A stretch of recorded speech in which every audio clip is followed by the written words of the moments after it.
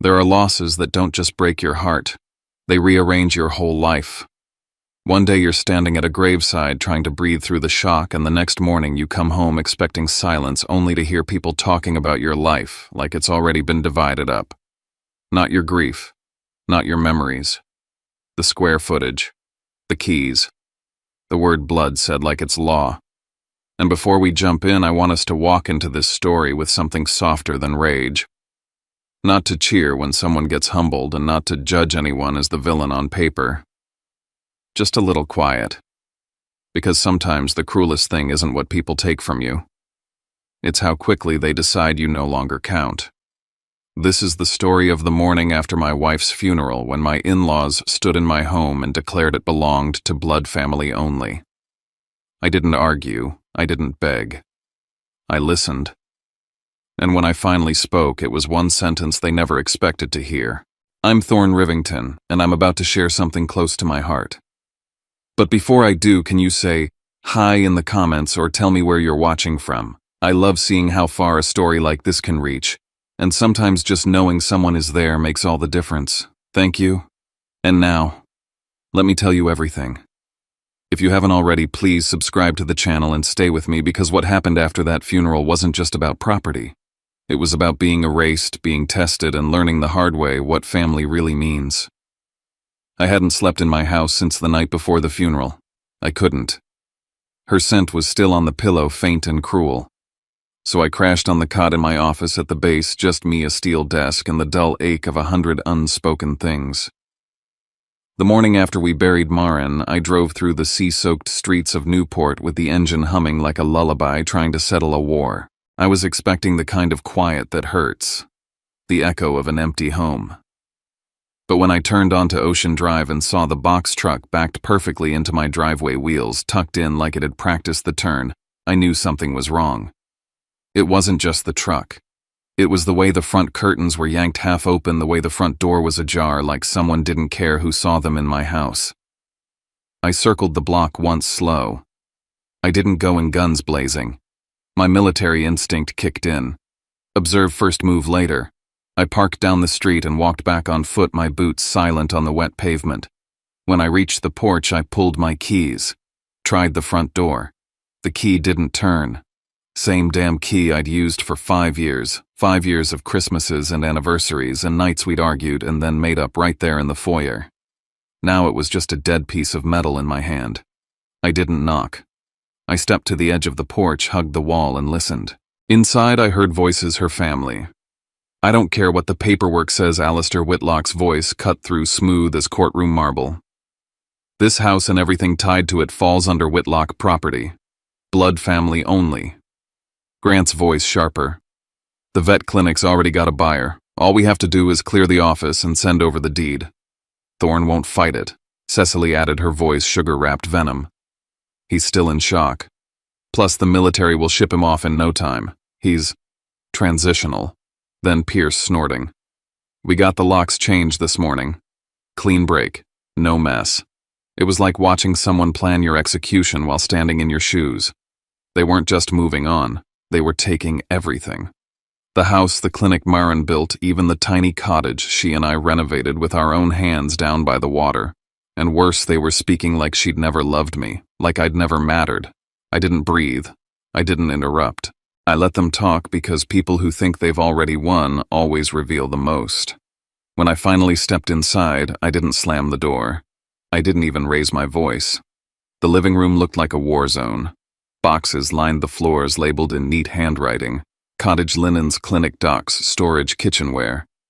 Cecily was holding our wedding photo, sliding the picture of me out of the frame and tossing it in the trash, while carefully smoothing the one of Marin into a smaller frame. Grant was giving orders to a mover like he owned the place. Pierce sat cross-legged on the floor eating Cheetos and scrolling his phone. I stood there until they noticed me. Until the silence hit like a bomb. Then I said it. From the moment Marin passed, everything here legally transferred to my name. And her attorney is on his way now. Stillness. Absolute stillness. Even the guy wrapping the dining chairs in bubble wrap froze mid-bend.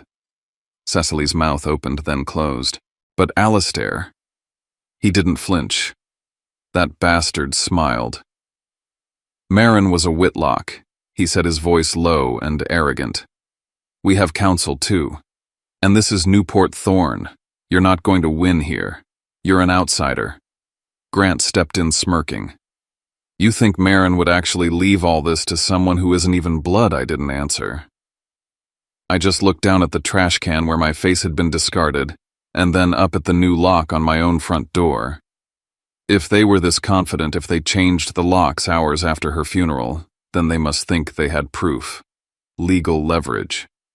But if Marin had made plans of her own, the real question wasn't whether I had a place in this house. It was who was holding the stronger hand. No one moved. That one sentence had cracked the room open like a fault line. But instead of erupting, they recalculated. Adjusted. Alistair adjusted his cufflinks and crossed his arms. Now listen. He began, voice-coded in something he thought passed for calm. This is a time for mourning, not legal theatrics. Cecily took over, stepping forward with the softness of a practiced manipulator. Sweetheart, she said, using the same tone she'd used at the wedding rehearsal dinner. We're all grieving. This isn't about sides. It's about what's best for the family. Grant snorted. You're not going to be stationed in Newport forever, man. Let us take care of everything. It'll be easier for you. I didn't argue. I scanned the boxes. There were labels already printed, color-coded. Clinic, cottage, main house to storage. This wasn't grief. This was a strategy. This had been in motion long before the dirt hit her casket. And then I remembered. The first time I had dinner with the Whitlocks, the dining room was so pristine it felt staged. The table settings were aligned like compass points. No laughter, no mess. Just the icy perfection of wealth with a side of subtle interrogation. Cecily had asked about my rank like it was a math problem she already knew the answer to. Alistair had dropped facts about my parents, Midwestern factory town, father died. Young mother remarried, a welder like a dossier report.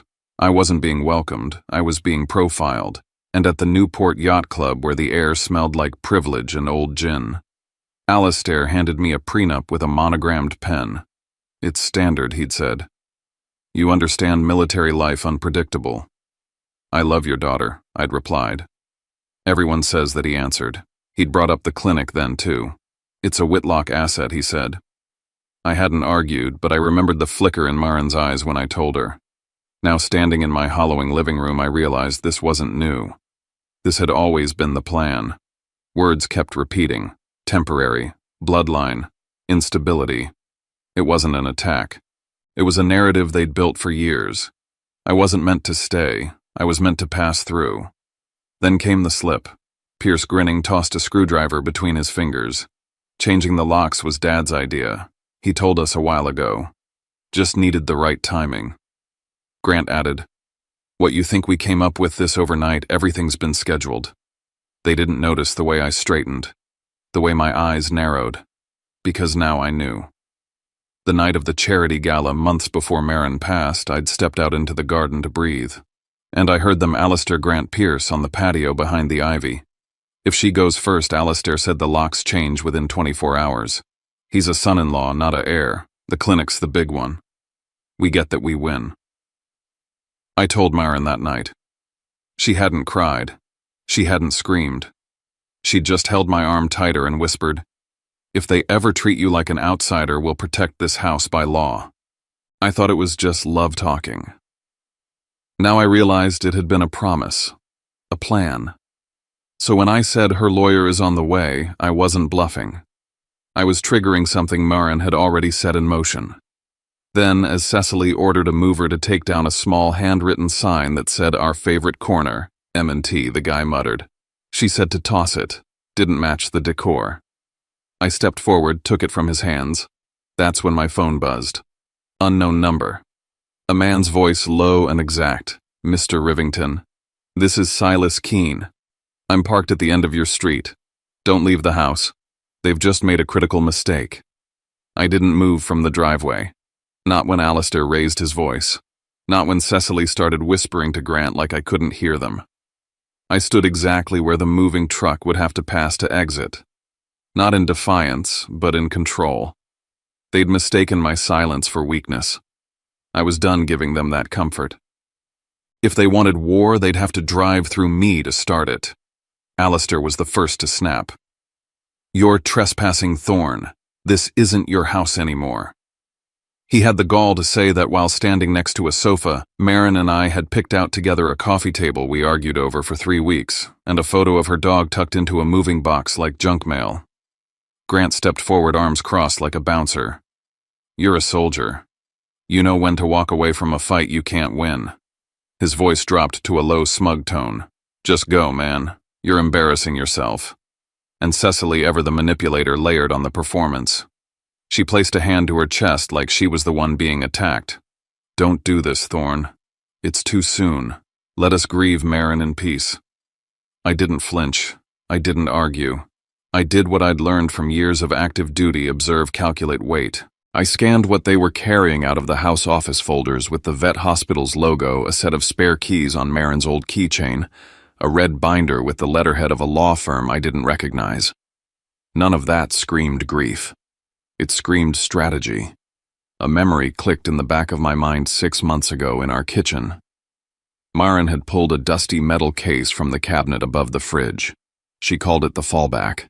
"If anything happens to me," she said, "eyes steady, they'll act fast. They'll hit hard when you're not ready." She laid out a diagram: our house, the clinic, the cottage by the bay.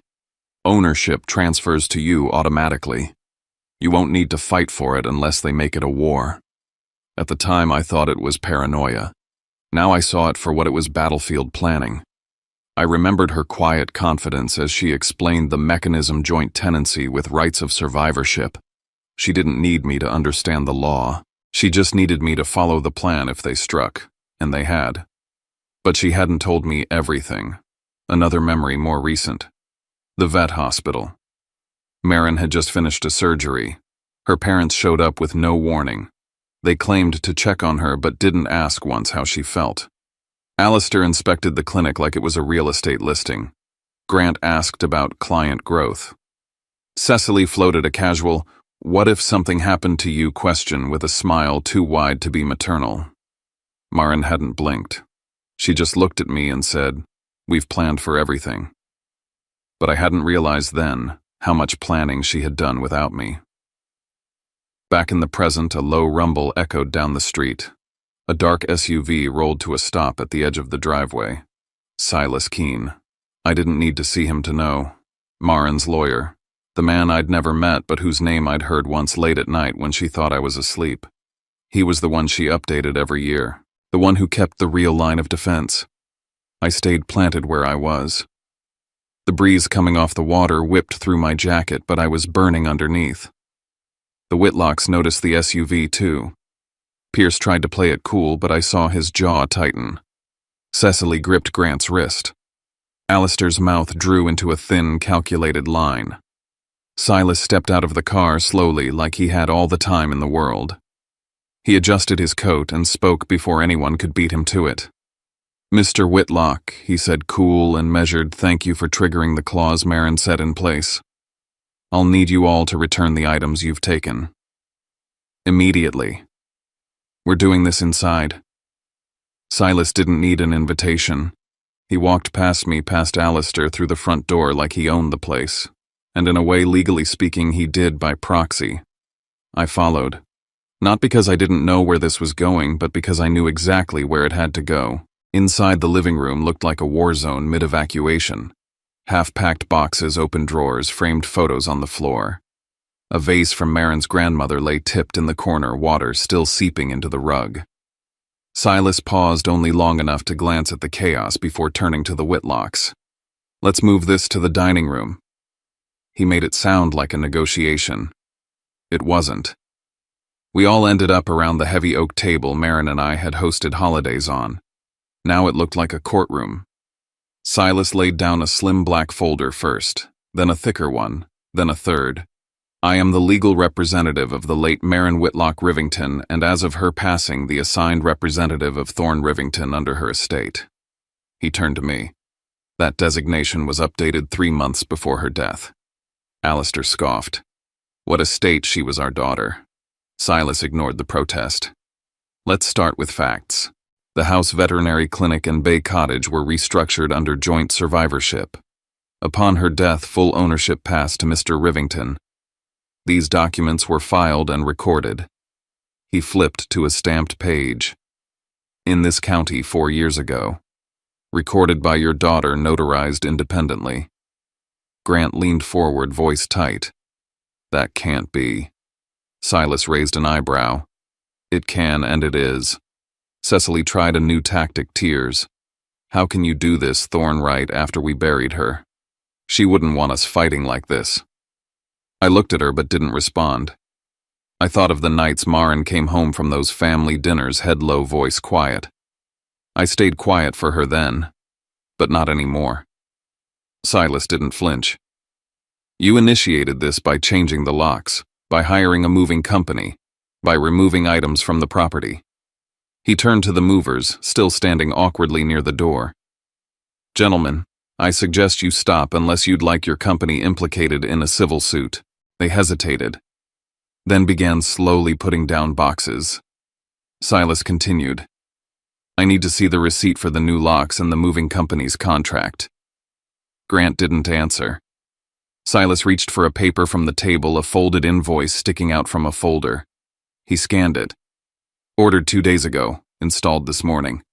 He tapped the paper. This proves intent, not impulse. That was the moment it shifted. Even Alistair looked less sure. You're playing a game you already lost, Silas said. And you've activated protections you can't undo.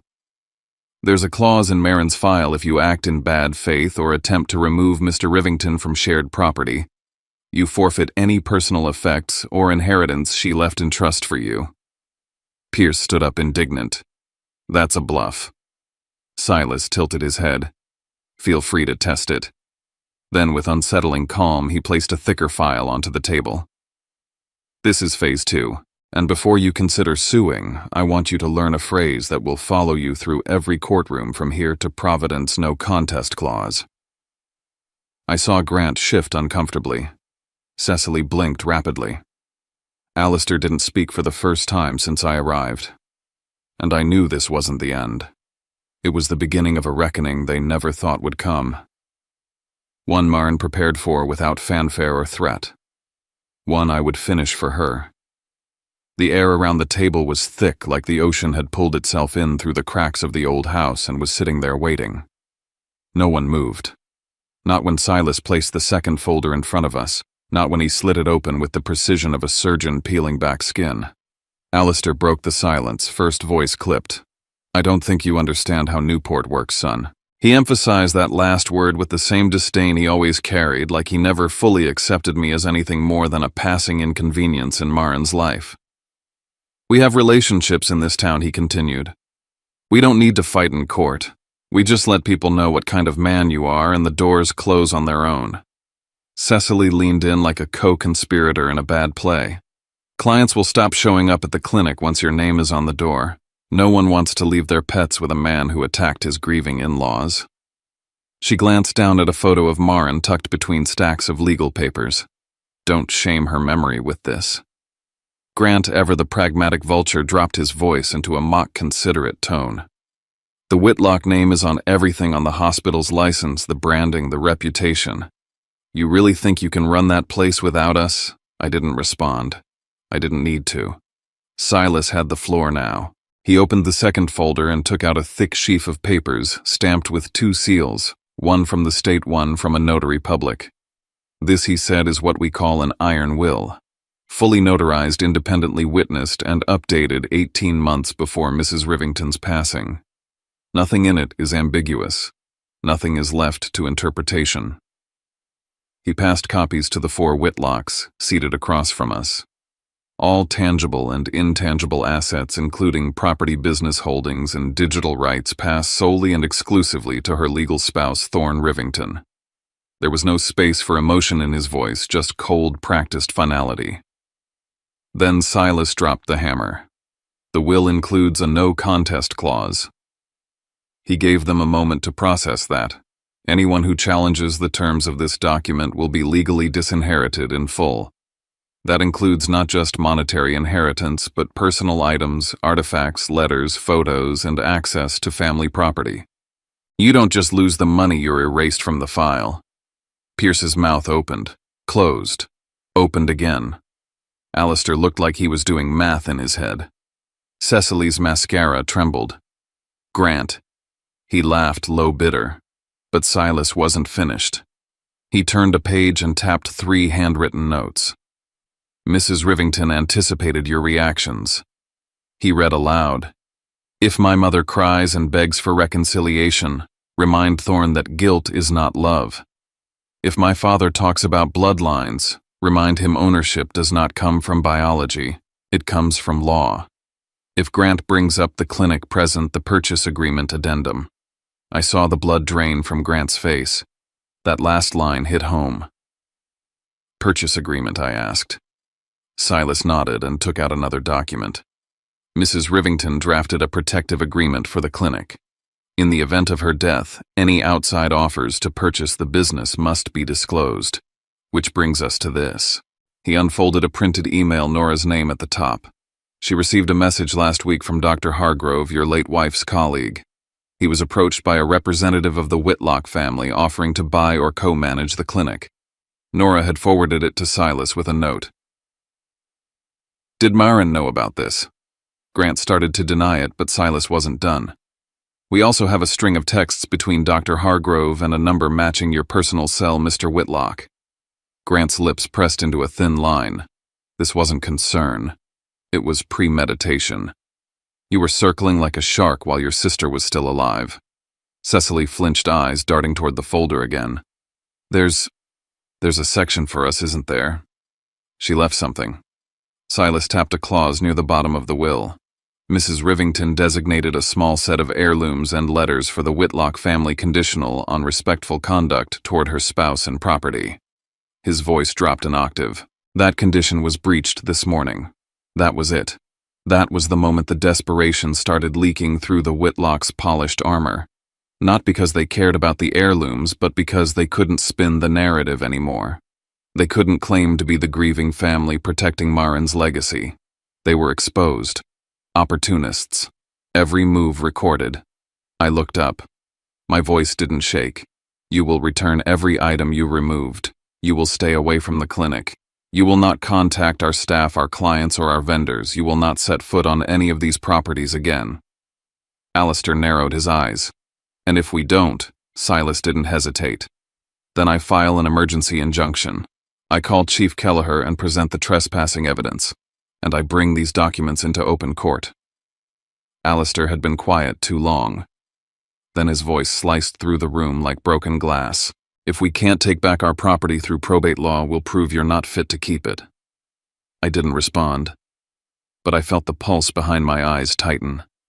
Then Pierce, young stupid, always a half-second late, chimed in with a shrug. How do we even know those transfers were legal? Maybe she wasn't in the right mind when she signed. You sure Marin wasn't on medication at the time? The room fell dead silent. That's when I realized it wasn't about money anymore. They were going to attack her memory. Silas closed the folder like he was putting a body back in the ground. So that's your next move, he said flatly. Challenge her mental capacity. Claim she wasn't competent when she made her choices. Grant leaned forward. She was sick. No one's denying that. She was on heavy medication near the end. Who's to say she understood the full implications of what she signed? She saw a lawyer, I said. My voice was low, measured. Twice a year. For 5 years.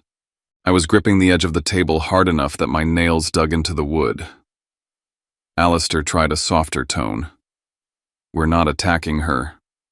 We're protecting her legacy. There's a difference.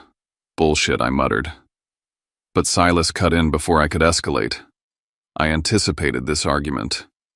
He pulled out another file and opened it slowly, like revealing a secret. This is a signed letter from Dr. Valencia Marin's primary physician. It states clearly that she retained full cognitive function at the time of her legal updates.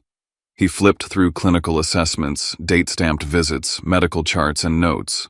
Her lawyer conducted capacity assessments during each legal meeting. Witnesses were required for every signature. This was not last minute. It was years in the making. Cecily's hand flew to her mouth. Pierce stared down at the table like it had betrayed him. But Grant didn't give up. You expect anyone to believe she did all this quietly without telling her own family. She didn't trust you, I said, and now I understand why. Silas slid out another packet: emails, invoices, screenshots. This is your family's record of interactions with 2 different locksmith companies and 3 moving services, one of which was scheduled the day after Marin's death. That is premeditated action, not grief. Grant opened his mouth to respond, but before he could, my phone buzzed. Nora, I answered. Her voice was tight. Thorne, we just got a call from someone claiming to represent the Whitlocks. They asked for vendor account access and tried to change the pharmacy delivery address. They want control of inventory and billing. I closed my eyes and pressed my fingers to the bridge of my nose. Silas overheard. You're being attacked on 2 fronts. One physical, one operational. I whispered, I can't leave the house. No, he said. You leave, and they'll spin the narrative. Say you abandoned it. Claim adverse possession. You stay until we get them out legally and permanently. A knock at the back door startled us all. Rosa. She came in slowly, wringing her hands. I shouldn't be here, but I had to say something. She pulled out a crumpled slip of paper. Mrs. Cecily told me last week, the morning after the funeral we move in. Take everything. I wrote it down. She thought I was deaf. Silas smiled for the first time. It wasn't a nice smile. Would you be willing to provide that to the court as a sworn affidavit? Rosa nodded. She can't treat people like furniture anymore. I sat back, cold, silent, watching them squirm. Silas, I said quietly, record everything they did this morning. Lock it in. File it. He looked at me, assessing. You want them to stop, or you want them never to try again? I didn't blink. End it. He nodded and pulled a sealed envelope from the bottom of his briefcase.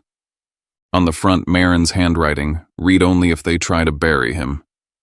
Silas placed it on the table. This is the final safeguard. Marin's last weapon. If I open this, we go public, with everything. Alistair stood suddenly, chest heaving. You think you'll win. You think Newport will turn on us. We are this town. Cecily whispered Marin's name like it was a shield. Grant took a step back, face pale. Pierce said nothing. Silas turned to me. One word from you, and we read it. From that moment on, their reputations, their legacy, and their standing in this town will be gone. The wind howled outside, rattling the glass. I stared at the envelope. I didn't hear the wind. I didn't hear the waves. I heard only my wife's voice in my head. And I asked myself, was I ready to let her say goodbye the only way they would understand? I didn't need a speech. I didn't need a plan. Just a nod. Silas looked at me one last time.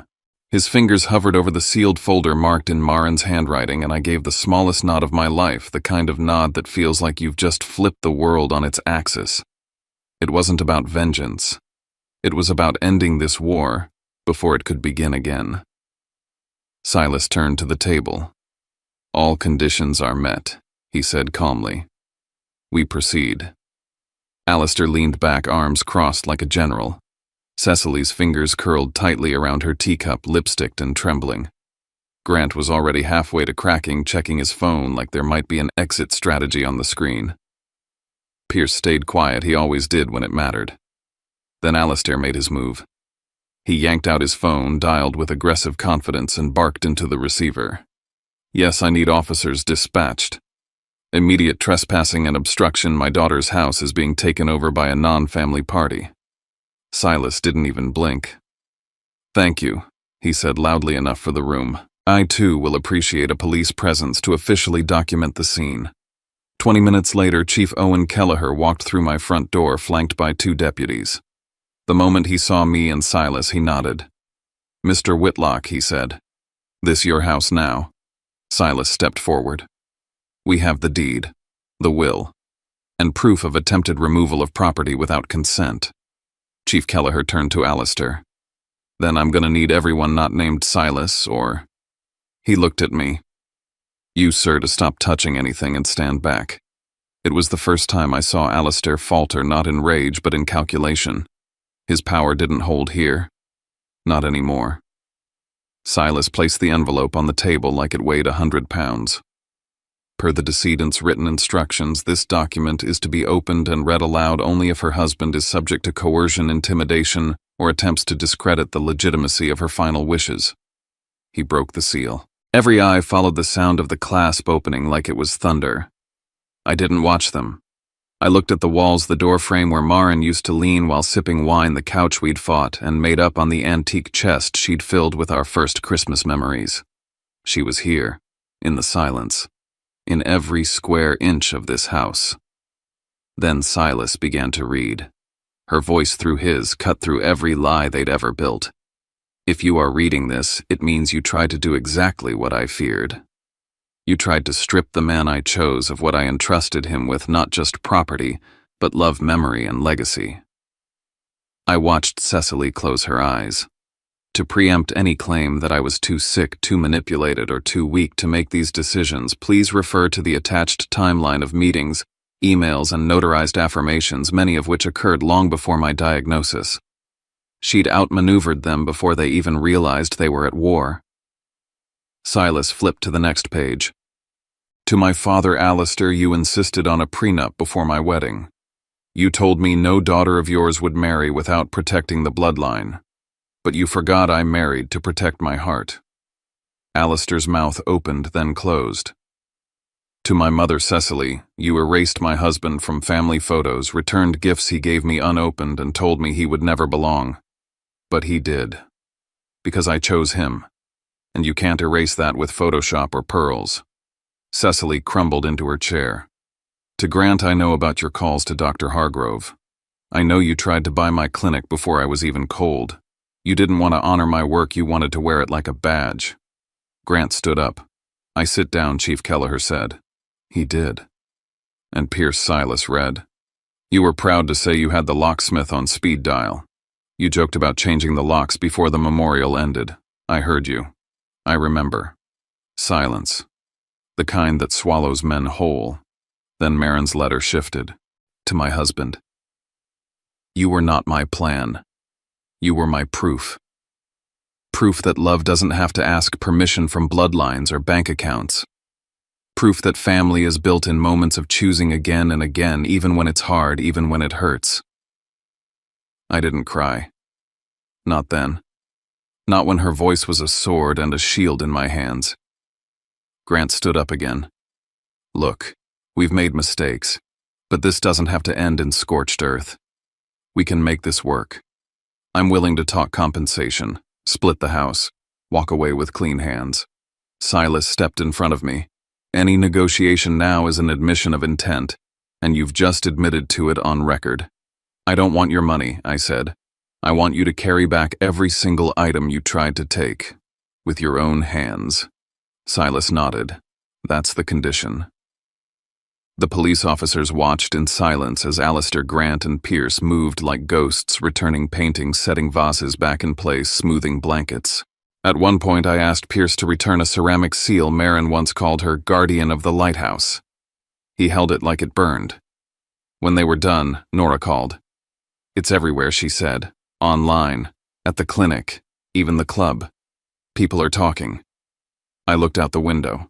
Alistair stood by the moving truck staring at nothing. His kingdom had no crown, only broken pieces. Cecily turned at the doorway. This isn't over. Silas adjusted his cuffs. You're right, it isn't. But next chapter won't be written by you. As the door shut, I realized something terrifying and liberating today wasn't the end. It was only the first reckoning. When you destroy a family's false crown, the world doesn't applaud. It stares. Then it whispers. That week, the whispers roared. Silas kept me updated. Cecily had been asked politely but firmly to step down from 2 charity boards. Alistair's name no longer showed up on yacht club emails. Grant, I heard, tried to pitch a new business idea at the chamber mixer and got met with a silence thick enough to drown in. But me, I went to work. Nora had secured every vendor account. She changed passwords, blocked unknown IPs, and flagged suspicious attempts to reroute payments. Dr. Hargrove sent me a single text, "Not doing business with cowards. I stand with you." I walked into the clinic the next morning and stayed. I answered phones, I cleaned cages. I helped a golden retriever named Tilly through a seizure and carried a parrot back to its owner after surgery. I stopped being the man in the shadows of a will.